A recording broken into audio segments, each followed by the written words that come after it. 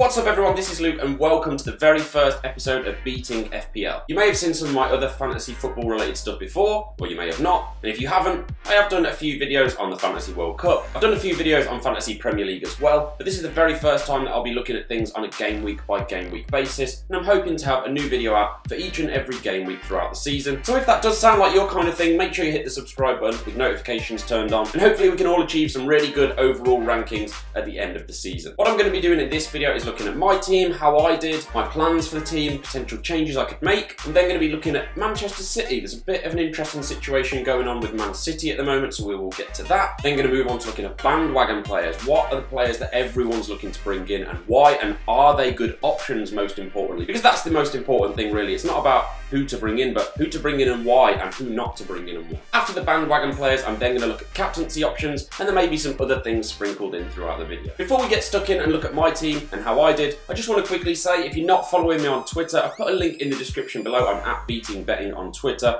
I'm going to do a lot of engagement around fantasy football, and if you do have suggestions and questions and things to cover in these videos, then you can tweet them at me, and I'll try to cover as much stuff as I possibly can. So make sure you go ahead, follow me on Twitter. Let's move on. Okay, so this is my team behind me. This is how I did. I didn't fare too well. I got 68 points, which is above the average, but I was pretty disappointed, to be honest with you. You can see I got Begovic clean sheet, Van Dijk clean sheet, Van Aanholt clean sheet, an assist, Salah captain, Mane 2 goals, I got an assist from Jota. The strikers did absolutely nothing, but it was on my bench where I saw the most pain.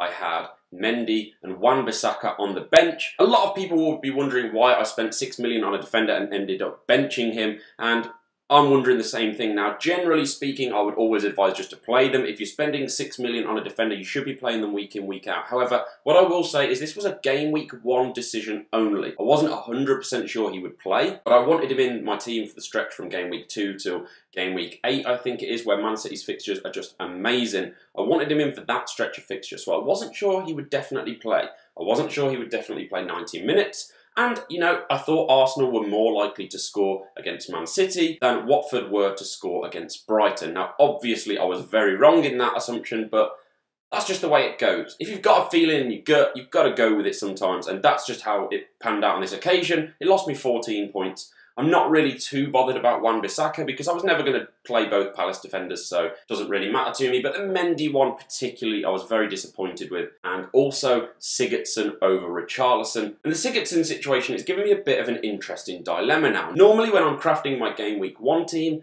I would always look to be saving a transfer for game week 2. I would always look to be building for at least the first few weeks with no transfers needed to be made. And that's the advice that I generally give out as well. Don't look to make transfers after game week 1. Don't plan transfers for after game week 1. We've seen a lot of people already being bitten with Kevin De Bruyne and his injury for 3 months. We'll move on to that very shortly. But coming back to this Sigurdsson dilemma now, you know, yes, you can plan to not make changes and you can stick to that as much as you can, but when the situation does change, you've got to think it through. Sigurdsson, when Everton got a red card early on, Sigurdsson was the player to make way. Now, this suggests a few things to me. It suggests that Marco Silva thinks he's dispensable. He thinks his team could still function as 10 men without him on the pitch. And that is, you know, that's disappointing for me. Leighton Baines, who is a rotation risk himself, took over all set-piece duty while Sigurdsson was off the field, and he put in some very good deliveries. He basically got an assist. He didn't actually get given the assist, but, you know, he set up Richarlison's first goal. It is a worry for me, and I'm tempted to swap to Bernardo Silva. Now, the annoying thing for me is that if I do want to switch to Bernardo Silva, I have to make that decision today. That's the day of recording. Hopefully, it's the same day that I'm uploading the video. As we can see on FPL statistics, Bernardo Silva is probably going to rise in price today.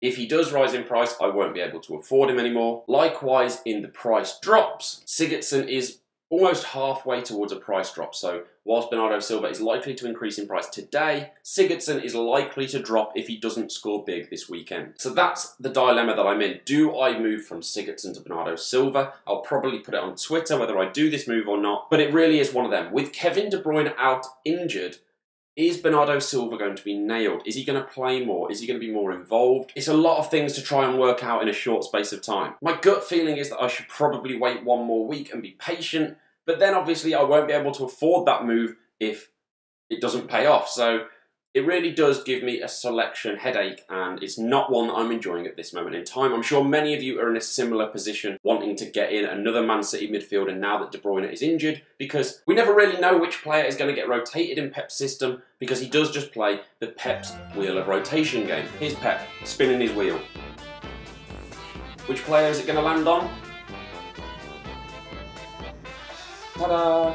That is the Man City situation at the moment. De Bruyne is out injured for 3 months. Does this mean Bernardo's going to get more minutes? Is David Silva going to come back quicker? Is Gundogan going to play more? He tends to play more when Kevin De Bruyne is out, but they have a lot of options. Foden's in the mix as well now. It really is a tough decision, and one that most of us have to make very, very quickly. Generally, I prefer a more patient approach, so I would say on the balance of things, I'm probably not more likely to make this transfer, but I might end up flipping a coin over it genuinely. What I want to do now is move on to talking about chasing next week's points and not last week's points. This is something very important. Many people just see who scored points and they want to get them in as quickly as they possibly can. And likewise, they want to look at their players that didn't score points and get them out as quickly as they can. And yes, you could say that I'm hypocritical with Sigurdsson, but that situation is completely different. He obviously isn't as nailed in his team as I thought he was. I thought he would be a mainstay in the team. Even if Everton did have a red card, I really thought he would be a player that stuck on the pitch in that situation. Obviously that was wrong, so when the situation changes you have to be more adaptable. I have Benteke up front, I have Arnautovic up front, I have Aguero up front. None of them got any points, but I'm more than happy to keep them in my team because I think that they're decent options, and a lot of people will mock the Benteke selection, but you know, he had a very high expected goal stat last season. He didn't finish any of his chances. I would say he couldn't finish his dinner, but you know, he's a big guy, so he obviously can. So what I'm going to do now is I'm going to look at the bandwagon players, the players that a lot of people are jumping on and have already risen in price. This list of players whose prices have risen already is Kante, Neves, Mendy, Holebas, Jorginho, Pereira, Pogba, Shaw, Mane, Richarlison and Wan-Bissaka. I'm going to try and cover them as quickly as I possibly can, but give a bit more detail for a few players as opposed to other ones. First of all, Kante. Now, in one of my previous fantasy football videos, I mocked Kante. I said he was a terrible pick. Don't pick him.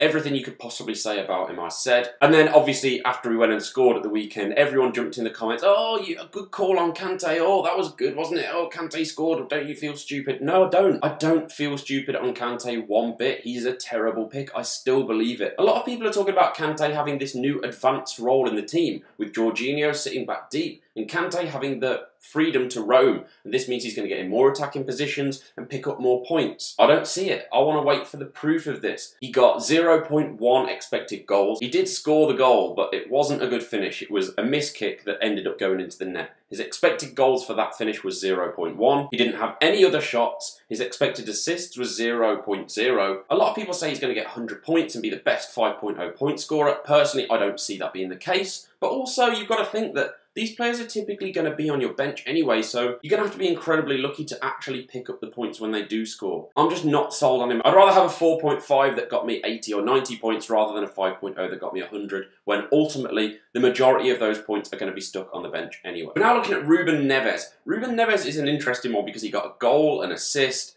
looked very, very good. But is it repeatable? This is the important question to ask. Are the points they got likely to be repeated? And I think with Kante and I think with Neves, the answer is no, or at least not repeated regularly. Neves got an assist. For the last 2 years, he's got no assists all season. He got one this game. He also scored a really good free kick, and all of his goals are scored outside of the box. He does have a good long-range effort on him, but the free kick he scored was taken like 5 to 10 yards too far forward. Would he have scored that free kick if it was further back? He's definitely capable, but I would say he's less likely to have scored it. So he had two things there, with the assist that he never normally gets and the free kick that he scored from way too far forward there. They're like good luck, basically. Is it repeatable? Probably not. More likely than not, he's not going to get that situation again where he's getting to take a free kick on the edge of the box when it actually should have been much further back. I also see people saying that he's playing more advanced this season because João Moutinho is sitting back. Here's the thing you've got to consider. João Moutinho is sitting back. Neves might have this more advanced role. How do we know that? They played Everton, who had 10 men for the majority of the game.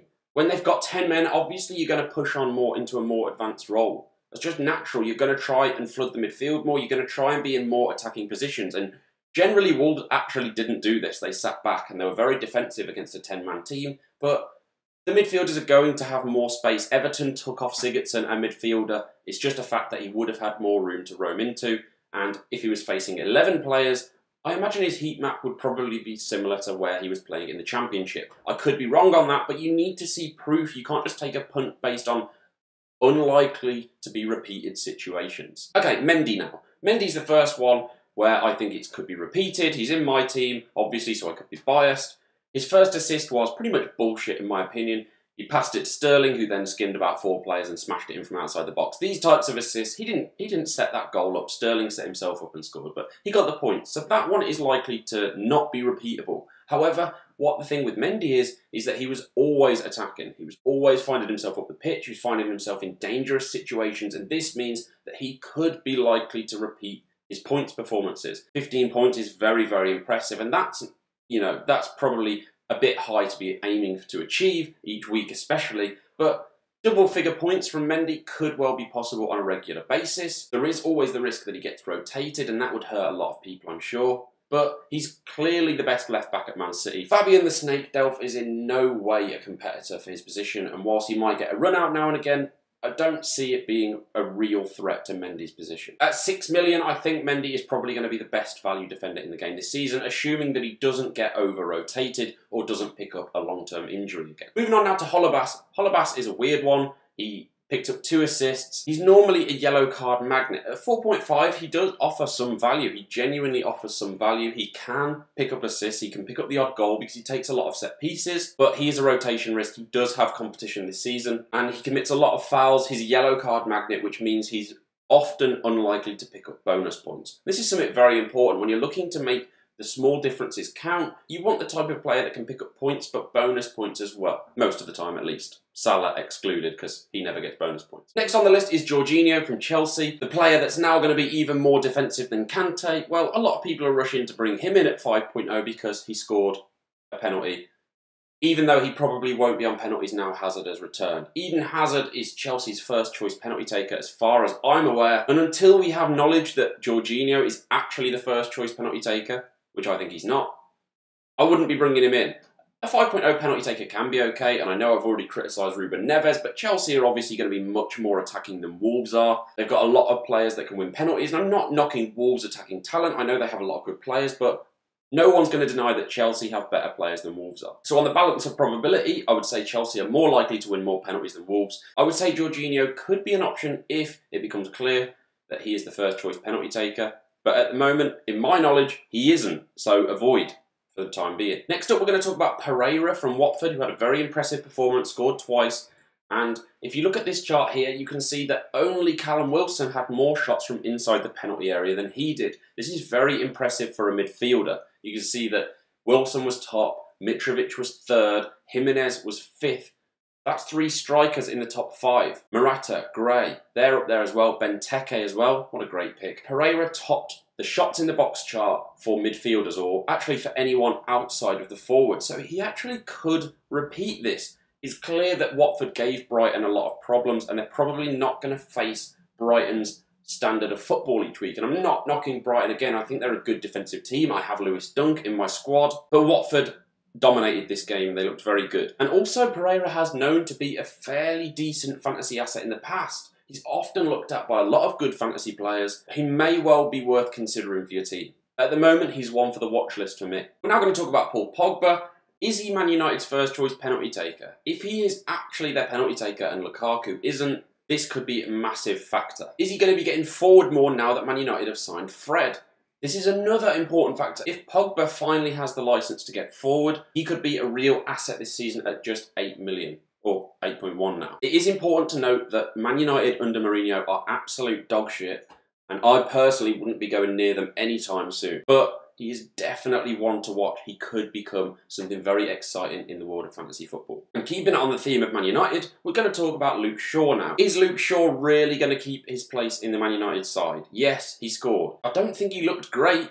He was getting in some positions, but I don't know. He's just, I used to really rate Shaw. I thought he looked like he had loads of potential, and my mind on that has definitely changed. I think Ashley Young will regain his spot. Young's been brilliant for Man United. He was good for England at the World Cup as well. Shaw, for me, hasn't done enough to keep his place. And Mourinho loves Ashley Young, and he also loves to hate Luke Shaw. I don't see him keeping his place, and until he does, until we have proof that he's keeping his place, I wouldn't be bringing him in. If you already have him, that's fine, but I wouldn't be looking to bring him in. Mane. If you don't have Mane, get him in your team as far as I'm concerned. I think Mane will be the best value point scorer in fantasy this season. He looks very good. I know it's easy to look at results, and I know I have him in my team again, but at 4 million or 3.5 million cheaper than Salah, he's surely going to provide better points return than Salah for his cost at least. He should be like 60% owned, but he's not. He's only 20% owned at this time.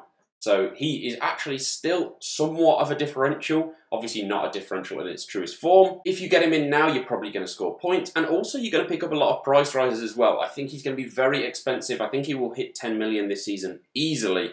Probably before Christmas, and maybe even sometime very soon if he starts to score and continue scoring like he did in that first game. Richarlison's probably my biggest regret. I think he looked very good. I wish I kept him in my team instead of going to Sigurdsson, obviously because he scored more points, but not just because he scored more points, but I think I overestimated Siggy's importance in the Everton side, and I underestimated Marco Silva's love for Richarlison. I knew he loved him, but I just thought with the competition that Richarlison had, he would probably become a bit of a rotation risk. I just don't see that happening now. A lot of attacking stuff went through Richarlison. I don't see him losing his place in the side anytime soon. I'm really considering getting him in. I think I'll give it one more week. If I have 2 free transfers, it'll be much easier for me to bring him in. If I do bring in Bernardo Silva, then I have a real issue trying to get Richarlison into my team because the only player that I could really move to him is Jota, and now Richarlison costs 0.1 more than him, so I can't make that move. This is the reason you want to play those price rises a little bit in the early season. I wouldn't go taking massive hits just to make yourself 0.1, but it does show the importance of gaining team value where you can, because when you lose 0.1 early on, it's the same as losing 0.5, effectively, anyway. Wan-Bissaka's the last one. Look, don't go spending points to bring him in. Don't even use your 1 free transfer to bring him in either. Crystal Palace are playing Liverpool now. You don't need to go spending points to bring him in. Even if you want to upgrade another position, that's just stupid. Just wait 1 more week and use your 2 transfers in 1 move. You never know how the situation can change from week to week. I would never advise wasting a transfer, which it is in my opinion, unless you've got 2 players that aren't playing. My point is, if you've got players that are playing, don't go downgrading them, don't go taking points hits to get last week's points in. Remember to try and think about what next week's points will be. Wan-Bissaka does look a good option, but I don't think it's worth taking a hit to get him in. Let's move on to talk about captains. For my team personally, it's a toss-up between Mo Salah and Sergio Aguero. I really don't know which way I'm going to go. Man City are at home to Huddersfield, which is definitely the easier fixture compared to Liverpool away at Crystal Palace. However, Salah is just so consistent, and we never know where Pep's wheel of rotation is going to land. No Man City player is ever nailed to play, which is really concerning when you want to put the captaincy armband on them. Another option, if you have him, is Harry Kane. He's at home to Fulham, a very favourable fixture as well. So there really is this 3 premium player dilemma this week for the captaincy armband. I'd love to hear who you're going to be captaining this week because it might help me make my decision up as well. So let me know in the comments, who are you going to be captaining, how you got on last week, and what transfers you're thinking of making as well. If you have enjoyed this video, make sure you hit that like button and subscribe if you want to see more fantasy football related content from me going forward. As I say, there's a link to my Twitter down in the description, so make sure you go and follow me on there as well. And until next time, I hope you have a good game week, and I'll see you again in another video.